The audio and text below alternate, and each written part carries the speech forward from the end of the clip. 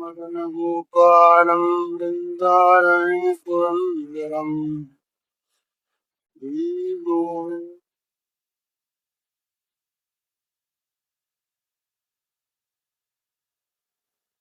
वन्दे मुकुन्दवरविन्ददलायदाक्षम् वन्देन्दुशङ्खदशनं शिशुगोकुलेशम् इन्द्रादिदेवगणवन्दितपादपीठम् वृन्दावनालयमहं वसुदेवसुन्दरम् नवजलधरवर्णं चम्पकोद्भासितरणम् विकसितनलिनास्यं विस्फुरन्मन्दहास्यम् कनकरुचिदुकूलं साधुवर्षावचूलम् सूर्यफलसामरूपम् बज्जिकाशी गिताजी शेष कोई बात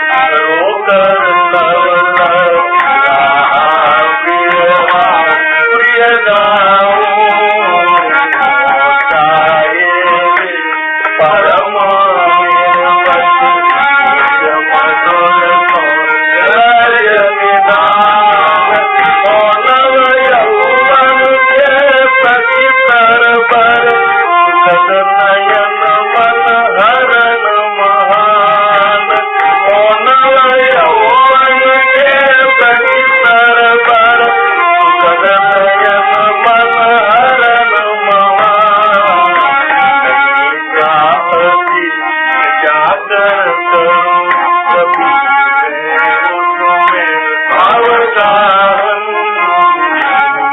चाहती जागर करूं कभी तुम्हें भावगान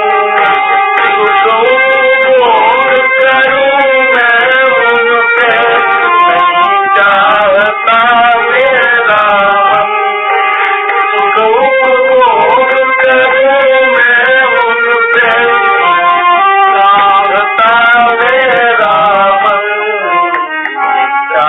एक यही मन में कभी अवसर मैं पाऊं चाहे यही मन में कभी अवसर मैं पाऊं मुझे पर से कर सजल प्रिय प्रिय गाऊं मुझे पर से कर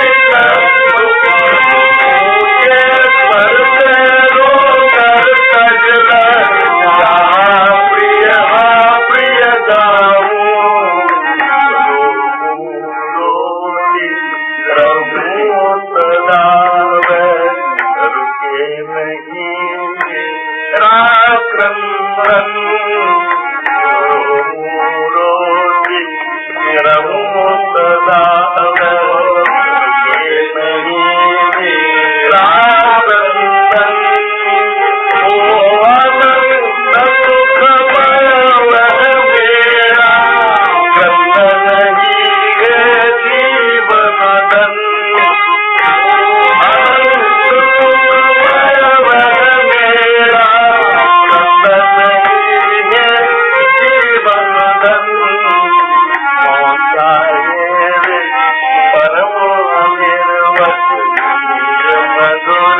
सौंदर्य यौवन नयन मन हरण महान यौवन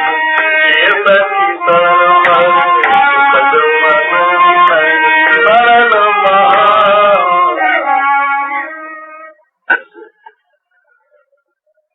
चैतन्य महाप्रभु की अंतिम जीवन की गंभीरा लीला, इसमें वे पुरी में रहकर लगातार 18 वर्षों तक श्री राधा भाव में रोते रहे। संयोग वियोग दोनों ही उनके अनुभव में आते, संयोग कम वियोग अधिक, और उनका रोना इतना करुणापूर्ण होता कि भगवान के मंदिर में रहने वाले सभी लोग रोने लगे। आंखों से आंसुओं की धारा नहीं, आंसुओं के फव्वारे छूटे।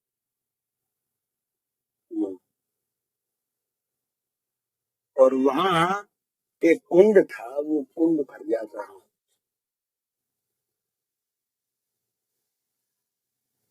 तो उनकी लीला में ये दिखाया,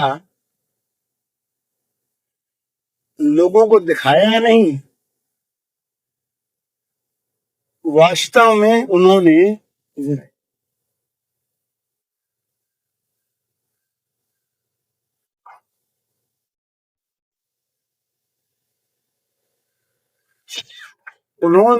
दिखलाया नहीं।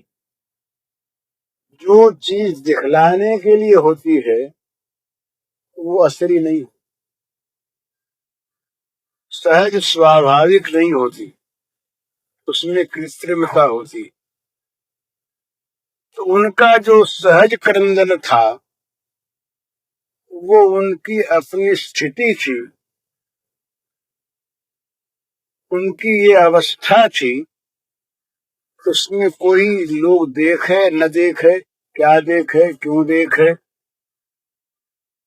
लोग क्या समझें क्या न समझें, इससे उनके मन के साथ कोई संबंध नहीं। तो उसी भाव में एक दिन वे बहुत कुछ बोले, बहुत रोज ही बोलते थे। एक दिन के बोले हुए कुछ एक आधी उक्ति का ये अनुवाद है, जो अभी गाया ये मूल संस्कृत में था और ठीक उसका अनुवाद नहीं, उसका ये राधा भाव में उनका ये एक उद्गार है। मनुष्य सुख चाहता है, ये सभी हम लोग सुख चाहते हैं, जगत के प्राणी मात्र। तो जहां ये सुख काम है वहीं कामना, चाहे वो सुख भोग सुख हो, भोग सुख में इंद्रियों के सुख, यश मान का सुख, कीर्ति का सुख, वैभव का सुख, स्वर्ग का सुख, ये सब भोग सुख। और मोक्ष का सुख, दिव्य लोकों में निवास का सुख, ये मोक्ष सुख। तो सभी सुख चाहते हैं, लेकिन जहां अपने सुख की कोई कल्पना नहीं, जहां सुख की कल्पना का सर्वथा परित्याग है, छिपा हुआ भी भाव रहता है सुख पाने। मनुष्य कहता नहीं, पर छिपी हुई सुख की वासना रहे। वो सारी सुख की वासना सर्वथा भगवान के सुख में परिणत हो जाए। इससे भी एक दूसरा विलक्षण भाव और है, कहीं भाई भगवान के सुख से भी हम सुखी ही से हों और इसलिए उनका सुख चाहते हैं। तो ये भी प्रकार, ये बड़ा ऊंचा भाव होने पर भी प्रकारांतर से इसमें भी कुछ सुख वासना की गंध छिपी रहती है, ऐसा इन प्रेमियों ने माना है। तो एक भाव उनका ये,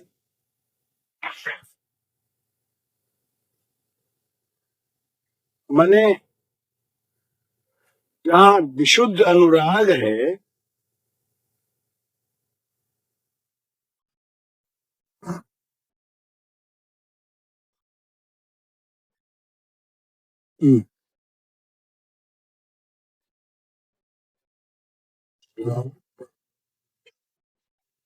तो जहाँ विशुद्ध अनुराग है वहां पर निज सुख की कल्पना नहीं है, निज सुख की वासना लेश भी नहीं है,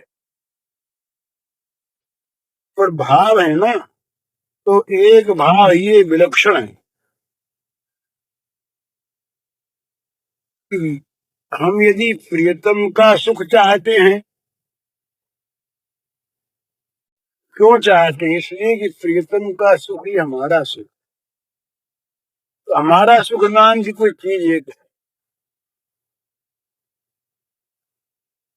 वो उसमें अपनी वासना, अपनी कामना, अपना सीधा सुख, इसका गर्व का परित्याग है। पर प्रियतम सुखी होंगे तो हमको बड़ा सुख होगा।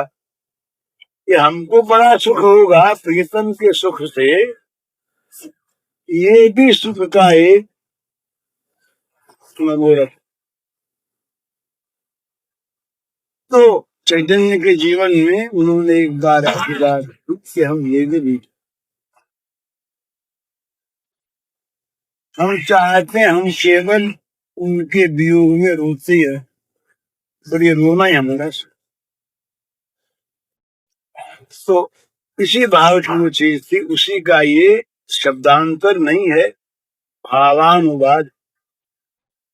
हो चाहिए राजा जी, हो चाहे वे परम अनिर्वचनीय मधुर सौंदर्य निधान, हो नव यौवन के नव हो नव यौवन के सखी सरवर सुखद नयन मन हरण महा।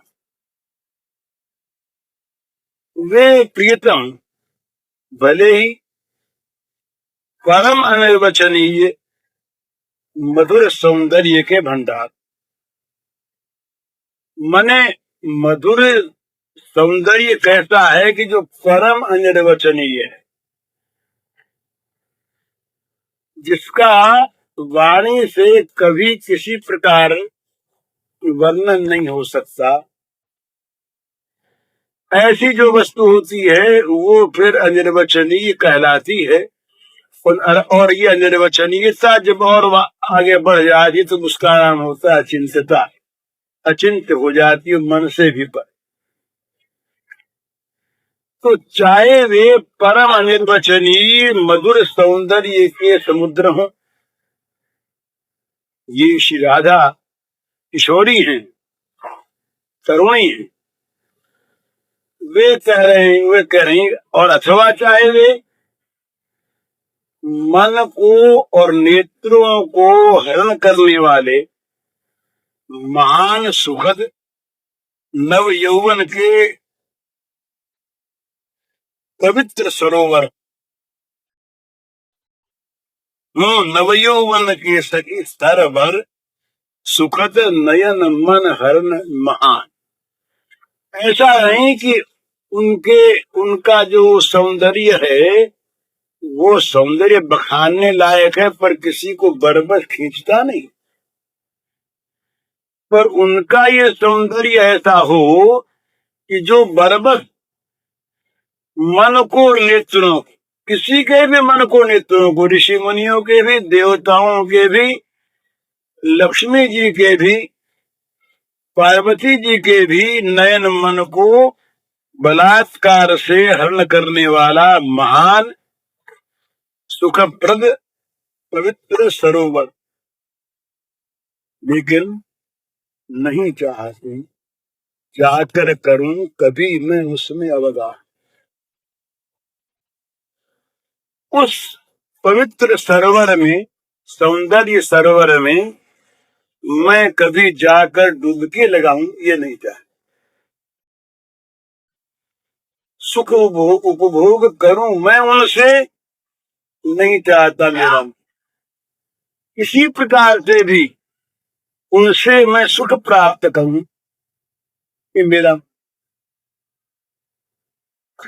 क्या चाहती हो, इच्छा एक, एक दूसरी नहीं, इच्छा एक, यही मन मेरे, न मिलन की इच्छा है, न सुख की इच्छा है, न उस सरोवर में अवगाहन करने की इच्छा है। तो क्या इच्छा, इच्छा एक, यही मन मेरे, कभी सुअवसर मैं पाऊं, ऊंचे स्वर से रोकर तज लज्जा हा प्रिय गाऊं। बस एक ही इच्छा मेरे मन में है कि कभी अगर सौभाग्य प्राप्त हो जाए, उच्च स्वर से, सारी लज्जा को छोड़कर उच्च स्वर से रो रो कर हा प्रिय हा प्रिय हा प्रिय, ये गान अभिलाषा बढ़ी है। तो कहती हैं कि सुअवसर कभी पाऊं, ये तो एक बार की बात है, ये ऐसा नहीं रोऊं, रोती रहूं सदा, वह रुके नहीं मेरा करंदन, मैं रोऊं सदा रोती ही रहूं, पर मेरा ये जो क्रंदन है ये कभी भी रुके नहीं, इसमें विराम नहीं। वो अनंत सुखमय, वह मेरा क्रंदन ही हो जीवन। हे जीवन, बस वो जो मेरा अनंत क्रंदन, ये अनंत सुखमय निरंतर बना रहा, अनंत हो जाए। ये मेरा अनंत क्रंदन, अनंत सुखमय अनंत क्रंदन हो जाए, सदा रोती रहूं। ये तो बात ये है कि हम तो भगवान के लिए ही रोना नहीं जानते। ये तो भगवान के भी को भी त्याग करके रोना है। भगवान के लिए रोना जो जाने वो फिर कभी भोगों में फंस नहीं सकता। ये सिद्धांत अकाट्य सिद्धांत है कि जब तक भोग की ओर मन आकृष्ट होता है तब तक उसका मन भगवान की ओर खिंचा ही नहीं, रोना तो दूर है। भगवान के अमिलन की जो व्याकुलता है तो वो उसे उसकी कल्पना में भी अभी तक नहीं आई। वो तो रोता है भोगों के लिए, रोता है विषयों के लिए, रोता है इस छोटे से जीवन के नाम रूप के सुख साधने। जरा सा हमारा ये जीवन क्षण भंगुर शरीर और यहाँ की एक कल्पित सारे के सारे संबंध, ममता के, आसक्ति के, जो बिल्कुल बिल्कुल छूट जाने वाले ये सभी का अनुभव, इस तरह से जीवन में अनुकूलता प्राप्त करने के लिए, अनुकूलता का है कि नाम का नाम हो और शरीर को आराम, बस और कुछ हम चाहते क्या है? नाम का नाम और शरीर का आराम, दोनों ही हम नहीं। तो भगवान के सनातन हम। तो अब तक तो हमने असली सुख के लिए रोना नहीं, हम तो इस भ्रांति में पड़े हुए हैं कि जो परम दुख है वो सर्वथा त्याग करने योग्य है, जिसका संग हमें नरकों में ले जाने वाला है। उस कुत्सित विषय की ओर हमारा मन नित्य आकृष्ट रहता है और उसके लिए हम रोते हैं। आंसू बहा के रोएं या मन के आंसू निरंतर बहा, चिंता प्रलयांश प्रलयांतामुपाश्रिता अनेक चित्त विभ्रांता मोह जाल समावृता। इसका यही अर्थ है कि दिन रात चित्त रोता रहता है, स्वप्न में भी, जागरण में भी, बाजार में भी, घर में भी, मंदिर में भी। भगवान के सामने जाकर के भी हम कहते हैं भगवान हमारे मन के अभिलाषा को पूर्ण कर दो। देवी जी माँ के सामने रोता है, वो हमारे मन का अनुवाद किया ऋषि ने। पुत्रम देहि धनम देहि यशो देहि द्विषो देहि। माँ के सामने जाकर वो अनंत चिन्मयी माँ, जो चिन्मय भगवान को हमें दे सकते, उनके सामने जाकर हम कहते हैं कि माँ हमें रूप दो, यश दो, पुत्र दो, धन दो और हमारे बैरियों को मार दो। ये हमारी कैसी अभिलाषा है, हम भगवान के सामने कहाँ रोते। तो पहले तो ये मोह मिटाना होगा, जिस मोह को लेकर हम बिल्कुल भगवान के विपरीत दशा में, ये राधा भाव और गोपी भाव तो महान त्याग का उच्च से उच्च आदर्श है। बहुत ऊंची चीज, मुमुक्षुओं को ये प्राप्त नहीं है। और प्रेमी जन तो मानते हैं कि ज्ञानी सिद्धों को भी ये प्राप्त नहीं। ज्ञानी सिद्ध अपनी कैवल्यावस्था में स्थित हैं, परंतु ये भावराज्य का ये महान त्याग उनकी कल्पना से अतीत है।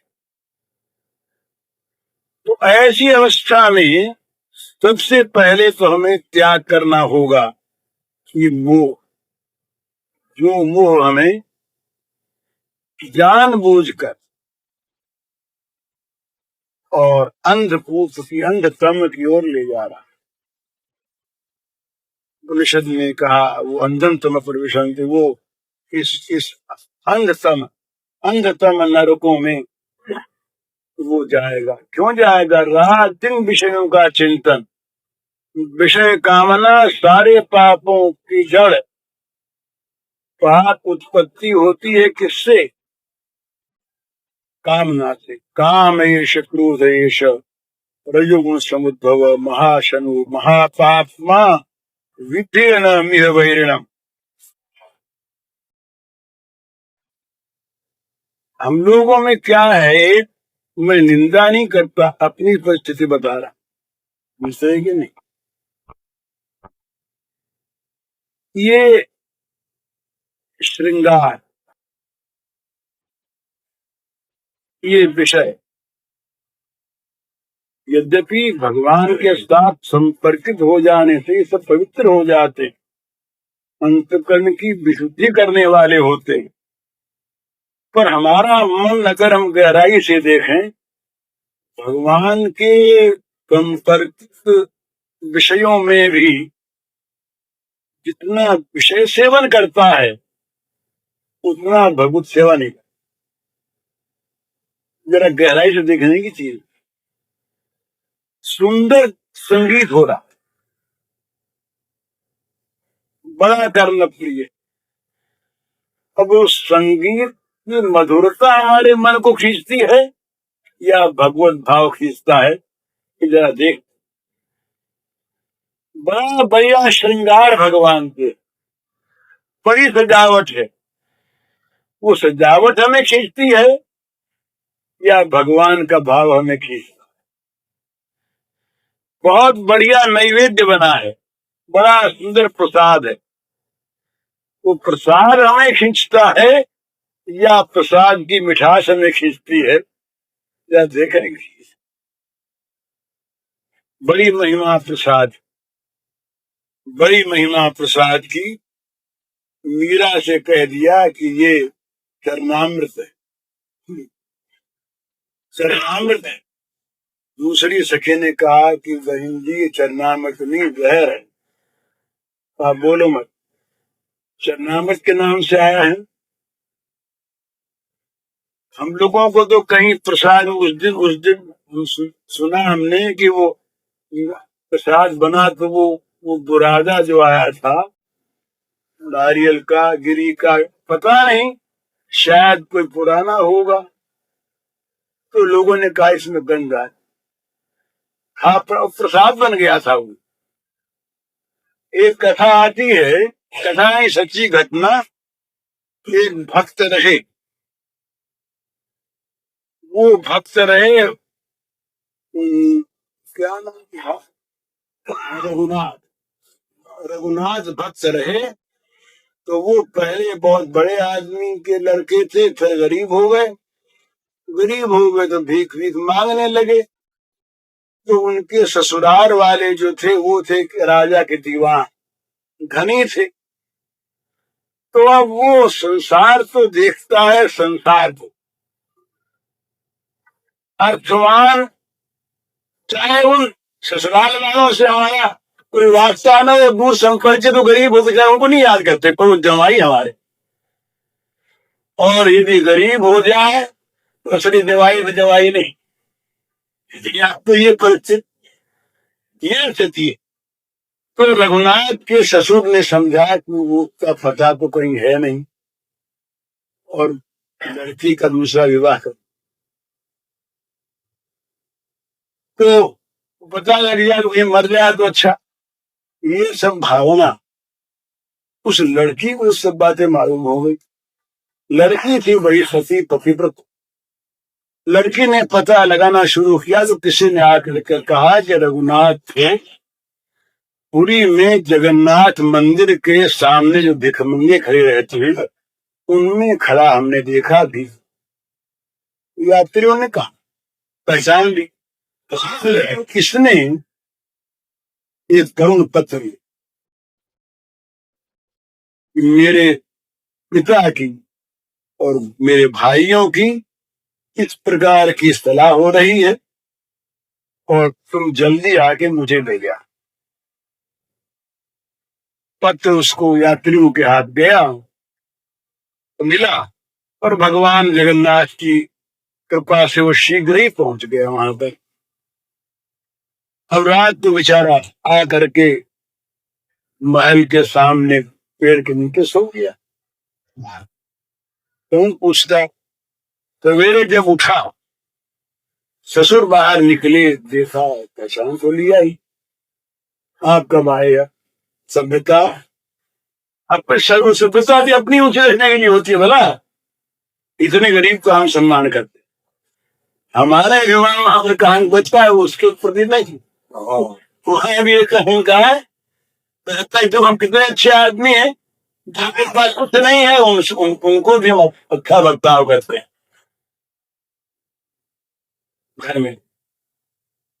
में ले आए, घर में ला करके और उसके लिए इंतजाम किया, नहलाया धुलाया, कपड़े उपड़े दिए, पहनाया। घर में चला हुई बोला, बेटे बैठे और बाप बैठा। माँ बेचारी नहीं था, का मन कुछ दूसरा था बेटी की तरफ। बोले एक काम करो, किसी को पता लगे नहीं और खाने में जहर मिला और ये मरी जाएगा, मरी जाएगा।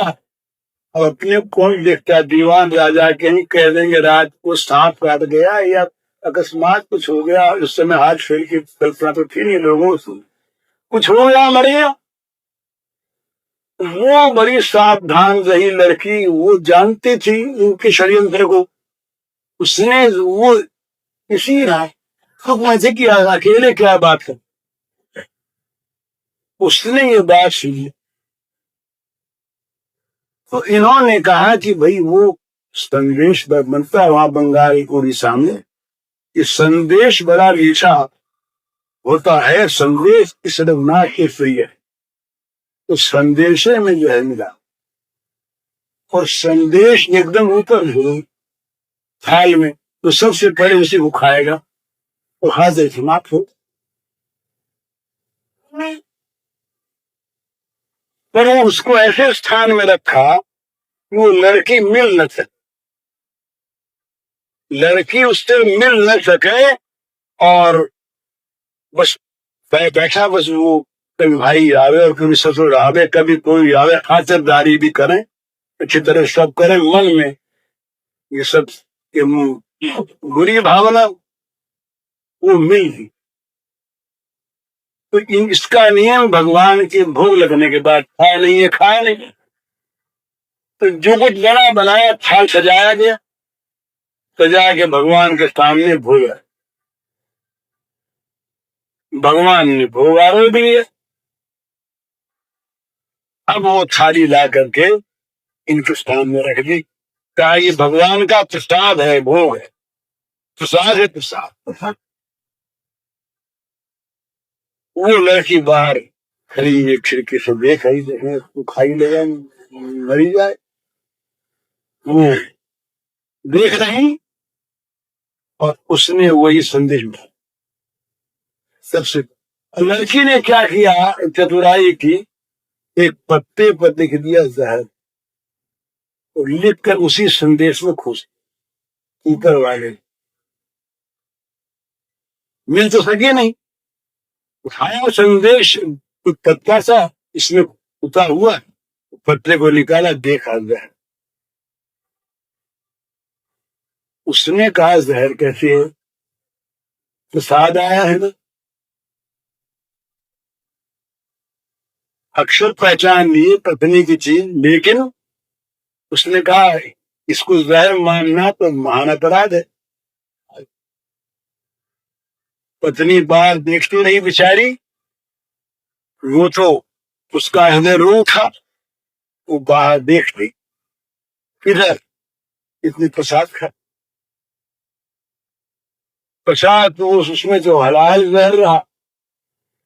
5 मिनट में असर हुआ उसका और शरीर नीला हो गया और वो गिर।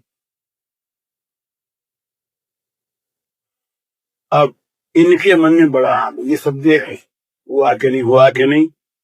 बोले शाम तो बन, शाम बन गया। बोले जरा रात को हल्ला न मचावे, कुछ सुबह से रोना धोना पड़े, कोई आ जाए सुबह, जो सब सो जाए 2-3 बजे तब इसको ले जाएंगे और जला देंगे। पड़ा रहा। इसने बाहर से भगवान का अलग चली गई, चाह है कि रो कर भगवान के सामने बोली जगन्नाथ प्रभु तुम्हारा प्रसाद खाया है, इसने जहर नहीं खाया, मुझे प्रसाद मार देगा तो बचाएगा कौन। ऋण कनुंगन किया, प्रकट हो गए भगवान उस कक्ष में जहां उसकी लाश है। देखा उसने प्रकाश छा गया। भगवान ने आकर के अपना वो अमृत स्त्रावी दृष्टि से उसे देखा, हाथ फिराया, उठ पैदा। अब तो ये निर्भय हो गए, जाके पति थे अंदर घुस गई, कह सारे वो सारे हतप्रभ हो गए। इसके बाद की कथा फिर भी उन्होंने ये संक्षेप में वो सवेरे उसने कहा कि अपना ये दोनों घर पर निकल पड़े। तड़के दरिद्र पीछे से इसने देखा है कि ये तो कई बात फैलता ठीक नहीं, दीवान छाई पलटन बुलवारी खोज के आप मिल जाओ पीछा पीछा करने नई पलटन वहां वो भक्त की जीवनी में आती है, वहां भगवान आए, सारे पलटन कमा फोड़े, उनको पछा कर चले। हाँ, तो ये इस बात पर मैं कह रहा था कि हम लोग स्वाद खाते हैं या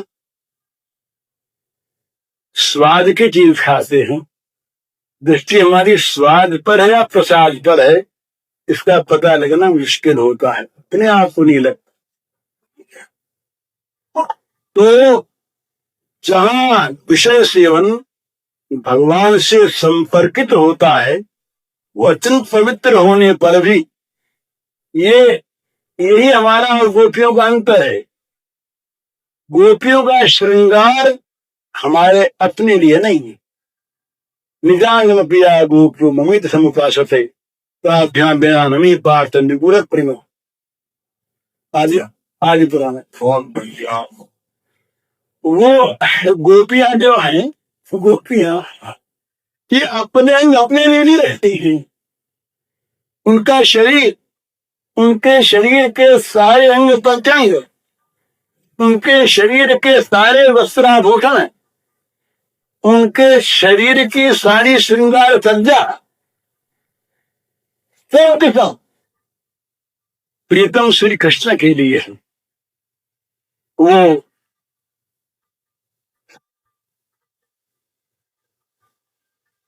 एक भक्त ने कहा गोपी भाव से,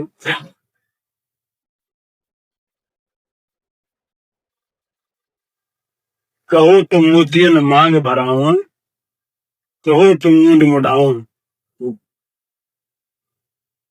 कहो तो कसुमल विष बनाओ, कहो तो भगवान सजाओ। न हमें भगवान वेश से कोई द्वेष है और न कसुमल चुनरी पे प्रेम है। कसुमल चुनरी तुम्हें अच्छी नहीं लगती तो सदवा मीरा ने उसको छोड़ दी। सदवा मीरा ने तो चुनरी के पिए डूक ओढ़ली मोरी, चुनरी के पिए डूक।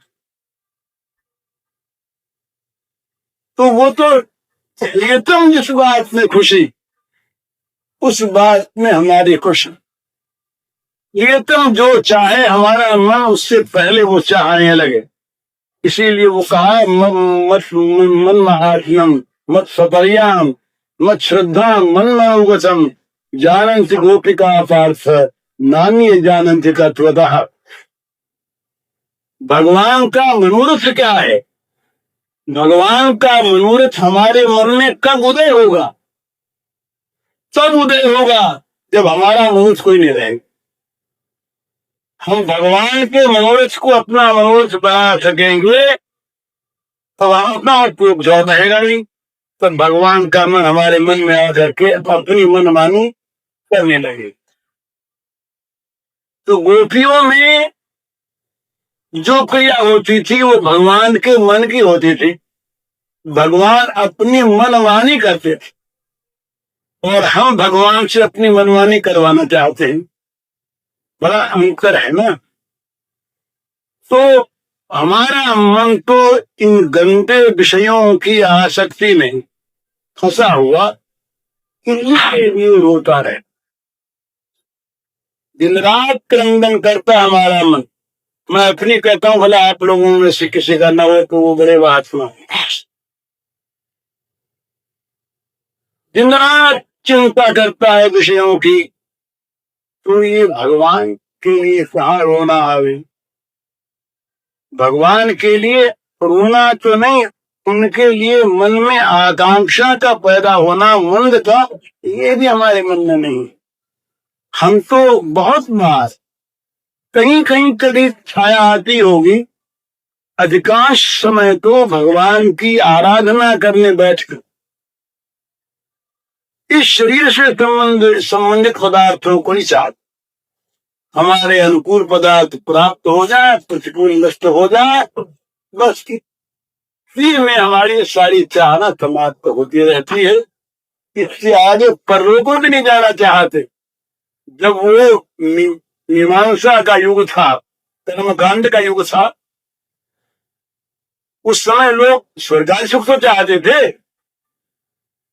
यज्ञ यागादि शास्त्रीय सत्कर्मों को संपन्न करके उसके द्वारा स्वर्गादि भोग चाहते थे। भगवान ने उसकी निंदा की, स्वर्गादि भोग की। चेतम भुक्त्वा स्वर्गलोकम विशालम क्षे पुण्यमत लोकम विशंति। वो भी ठीक नहीं। स्वर्गलोक में नष्ट होने वाला है, स्वर्ग स्वल्प अंत ही दुखदायी, जी ने अनुवाद किया। पर स्वर्ग की भी कामना नहीं है। स्वर्ग में भी शायद विश्वास भी नहीं हो किसी का। आज तो यही कश्मीर में स्वर्ग है, फिर इसमें स्वर्ग है, और यही स्वर्ग हो जाए। अपने अपने मन माना हम सारा का सारा उन्नति करने। ये पंचशील, ये पंचवर्षीय योजना क्या है? आध्यात्मिक नजर से पंचवर्षीय योजना केवल भौतिक उपासना है। कुछ हमको खाने को बहुत मिले, इसलिए मछली इंडस्ट्री बनाई जाए, 14 करोड़ रुपया खर्च कर। क्या योजना में नए नए कसाई खाने खोले जाए आदमी के लिए। योजना में मुर्गियों को और मुर्गियों की और सूअरों की इंडस्ट्री खोली जाए, इंडस्ट्री खोली जाए। ये क्या है? ये बड़े बड़े पुल बने, नहर बने, ये कारखाने बने, सड़कें बने, ये क्या है? किसी न किसी रूप में मनुष्य को विषयांध बनकर विषय सेवन करने की अधिक से अधिक सुविधा मिल जाए, इसका ये महान आयोजन है। इसीलिए आसुरी राज्य है। पर असुर के मन में ये बात तो आती नहीं ना कि हम असुर हैं। असुर में और देव में अंतर क्या है? असुर की एक वृत्ति है, कामोपभोग परमा एतावत् निश्चित।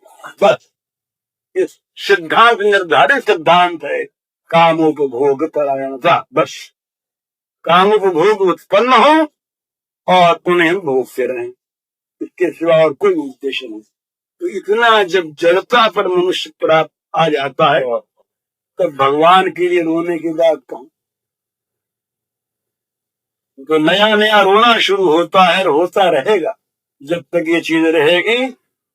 ये प्रकृति कभी पूर्णता को प्राप्त होती नहीं। जितना आगे बढ़ो तो भूख बढ़ती रहेगी और रोना कभी मिटेगा नहीं, रोना बढ़ेगा। अमेरिका का रोना रुक गया क्या? बड़ा धनी अमेरिका वही तुम्हारे सामने है ना। अमेरिका और रूस ये दो सामने आज जगत के, इन दोनों में रोना मिट गया क्या? अगर रोना मिटा हो तो धन्यवादियों में रूस में नहीं हत्याएं क्यों होती? आज उस पहले अधिकारी को दूसरा आ गई, ये सब अभी हो रहा है। क्यों? ये नए नए शस्त्र क्यों बनते अमेरिका और रूस में? वो रोना है, विषय का रोना।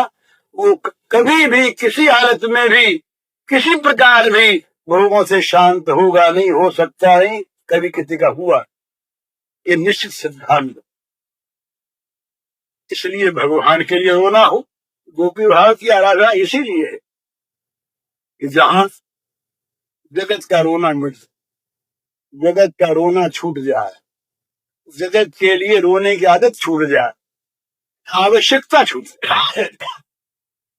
अरे हमारे देखते देखते हमारे घर वाले मर गए, जिनका आधिपत्य घर पर था, जिनके हुक्म में ना कुछ नहीं होता था, वही दशा तो हमारी होगी ना।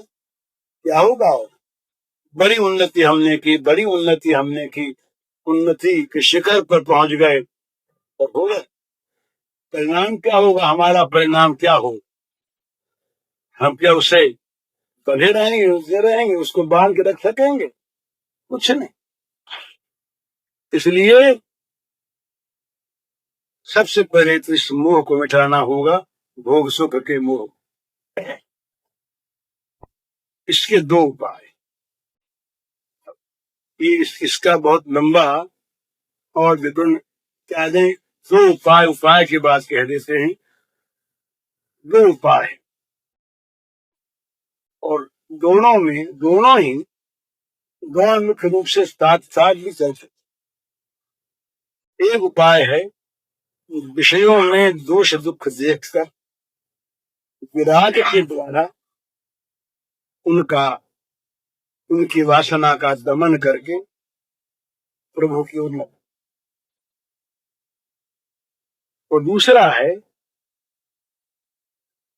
प्रभु के लीला चिंतन में रस रहकर लीलानुराग के द्वारा उनकी ओर लगा।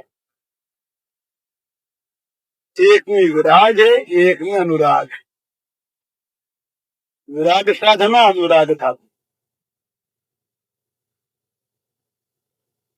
इसमें दोनों में जोखिम भी है और दोनों में लाभ भी है। अनुराग साधना में ये लाभ, ये जोखिम है कि वो अनुराग होना चाहिए केवल भगवान में ही, और उस अनुराग के क्षेत्र में विषयों का सर्वथा परित्याग नहीं है। विषयों के द्वारा अनुराग पूर्वक भगवत सेवन, अपने लिए नहीं, अपने लिए हो जाए तो जोखिम की चीज आ जाए। और विराग साधना में यह है कि विराग तो हो नहीं, विराग का स्वांग हो जाए तो जो वास्तविक भगवत आराधन का कर्तव्य है उससे भी छूट जाए आदमी। नाम वैरागी हो जाए और हो परमरागी, ये उसमें भी जोखिम सभी में रहती है। लेकिन अनुराग साधना जो है ये अपने अपने मन की बात है, मुझे कुछ अच्छे से लगे, इसमें विराग अपने आप आएगा। जितना जितना भगवान में अनुराग बढ़ेगा उतना उतना विषय प्रेम अपने आप छूटेगा, छोड़ने की आवश्यकता नहीं। जब बंशी बजी दूर से बजी और घरों में विभिन्न कार्यों में लगी हुई और कार्य भी ऐसे कार्य जो घर के प्रिय कार्य होते। पति को थाली परोस रही, बच्चे को स्तन पिला रही, आंख में काजल डाल रही, कपड़े पहन रही, ये सब बड़े घर के आवश्यक और अनिवार्य कार्य हैं। इन कार्यों में लगी हुई श्री गोपांगनाओं ने जब वंशी की ध्वनि सुनी, अनुराग अनुराग, उस अनुराग ने क्या काम किया कि सबसे व्यस्त कर दिया। उसी सब विरक्ति लानी नहीं पड़ी। घर वालों ने दोष दुख देखकर, बंधन का भय देखकर, नरक की पीड़ा का बहुत अच्छा परिचय प्राप्त करके उनको छोड़े। ये नहीं, वंशी ध्वनि कान में आते ही अनुराग ने उनको विरक्त कर दिया घर छोड़ना। तो अनुराग यदि भगवान की ओर हो जाए तो वैराग्य तो वहां अपने आप आवे। भगवत अनुराग में भोग राग रह नहीं सकता, ये सीधी बात। भगवत प्रेम में विषय प्रेम टिक नहीं सकता। वो कैसे? जैसे सूर्य के प्रचंड तेज के सामने अंधकार, वो अंधकार को मिटाने के लिए रोशनी करनी पड़ती, बिजली नहीं लगानी पड़ती, अमुक बल्ब नहीं लगाना पड़ता, पावर हाउस की बात नहीं देखनी पड़ती। जहां सूर्य का उदय हुआ, अपने आप ही वो सूर्य की प्रभा किरणों को तमाम जगह फेंक देगी, फैला देगी, और अंधकार को व्यक्त करने के लिए जगह नहीं मिलेगी। क्या वो बड़ा घना अमावस्या का अंधकार रहा हो। तो जिस प्रकार सूर्य के प्रकाश में अंधकार नहीं रहता, इसी प्रकार भगवत प्रेम में विषय प्रेम नहीं रह सकता। गोपियां विषय प्रेमिणी थी, ये मानना गोपियों को बिल्कुल बिल्कुल न समझना। वहां तो विषय प्रेम की तो कोई गंध नहीं थी, विषय थे पर विषय प्रेम नहीं। वो विषय क्या थे? सारे के सारे विषय निजांग गोपासते, भगवान की आराधना के लिए, वो भगवान के पूजन की सामग्री थे। ये जो चोरी लीला है ना, चोरी लीला भगवान, अब मर्यादा में रहने वाले लोग बड़ा अनर्थ देखते हैं और अनर्थ है ही। अरे मर्यादा की स्थापना करने वाले स्वयं भगवान खुद चोरी करें तो लोग क्या सीखेंगे? उनका ये कहना ठीक, अलग कहने का स्थान, उसकी भी सार्थकता है, उसका विरोध नहीं।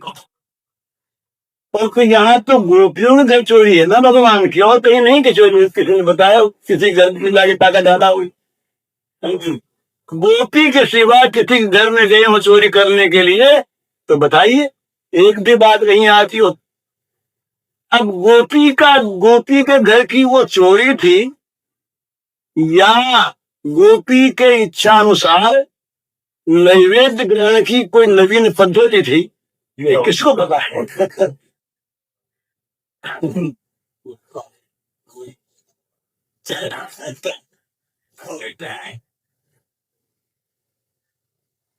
गोपी चाहती है कि हमारे घर भगवान भोगने लगा। अब बड़ी मुश्किल न परिस्थिति पर विचार कीजिए। नंद बाबा के यहाँ लाखों आए, वहां नवनीत की कोई कमी है क्या? मटके रोज भरे, और बात्सल्य स्नेह की कहीं कमी नहीं। कन्हैया जितना खाए, जैसा खाए, अरे वो खा ही नहीं सकता। नन्हा का बच्चा कितना खाएगा? और सार संहार की भी कोई कमी नहीं। यशोदा मैया की तो बात ही क्या, उनकी समवयस्का जितनी गोपियां और जितनी दाटियां, सबके कन्हैया आके तो गोपियां अपना माखन कैसे खिलाऊं? जरा सोचिए, अगर कहीं वो गोपियां अपने मक्खन को जरा सा लेके यशोदा मैया के पास जाएंगी, ये जरा मैया खिला दीजिए, तो मैया बात्सल्य भाव भाई दोषी देखे कहे नहीं, बोले न मालूम कैसा गंदा होगा, कोई इसको खिला देंगे बीमार हो जाए। तो पहले हिम्मत ही न पड़े, इतने बड़े धनी के सामने, कोई बड़े धनी करोड़पति के सामने कोई एक पैसा लेके जाए, बोले ये जरा हमारा भी गर्भ लेना, तो हिम्मत उनकी बढ़ती क्या नहीं। पर गोपिका तो अपना मक्खन खिलाना चाहती है, तो उन्होंने अभिलाषा के साथ फिर और रंग बढ़ा। रसाल स्वादन में विभिन्न प्रकार के भावों की सरंगें आती हैं। बड़ी फिर भगवान हमारे घर में माखन, हम बुलावे, आसन बिछा दे, खाएं, सब तो जरा अनुराग बढ़ेगा नहीं। हाथ जोड़े खड़ी रहेंगी, मजा नहीं आ रहा। तो बोले क्या करें, बोले ऐसे एक दिन भगवान आ जाए कि हम बना तो रख दे बढ़िया से बढ़िया मक्खन के लौंदे और हांडी में मछली में डाल करके छींके पर बढ़िया, और रखेंगे ऐसा कि जिसमें उनका या उनके दकुटी का फर्क हो तक कौन जाए हाथ उनके। ऐसा नहीं कि ऐसा संघ बना दें जिसमें, और रखेंगे ऐसी जगह जहाँ मजे में देख लें, छिपा के नहीं रखें और हम छिप के खड़ी हो जाए। वो अपने सखाओं को लेकर चुपके से आओ, आ करके और मक्खन को मजे में खा लें। जब तक खाएं तब तक तुम देखते रहें, बिना डाले खाने में। और जब खा चुके, बांट चुके, बरत चुके, तब सामने आ जाए, पकड़ना चाहो भागे, हम पकड़े बाहर मजा। इस पद्धति से वो बोले जाना चाहते भगवान। तो प्रेम की पद्धति जो है ना, वो वहां पर ये बंधी पद्धतियां नहीं होती, वहां तो नई नई पद्धति बनती है, और सभी पद्धति वो वेद सम्मत जो है।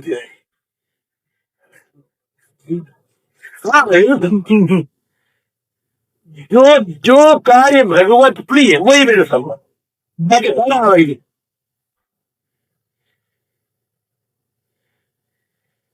स्वयं भगवान ने वैदिक पूजा इंद्र की बंद करवा दी और पहाड़ को पुजवा दिया, और तुम जाके वहां बैठ गए खाने के लिए भी बख्श लाने वाले बन गए।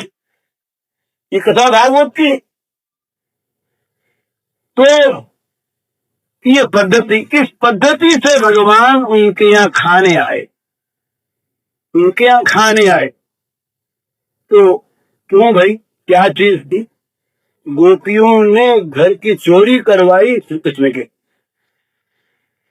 वहां पर जो कुछ था, जो कुछ क्रिया, जो कर्म, जो साधना, जो सामग्री, जो साधन, जो अंग, जो जीवन, जो त्याग, जो भोग, होना जाने कुशल,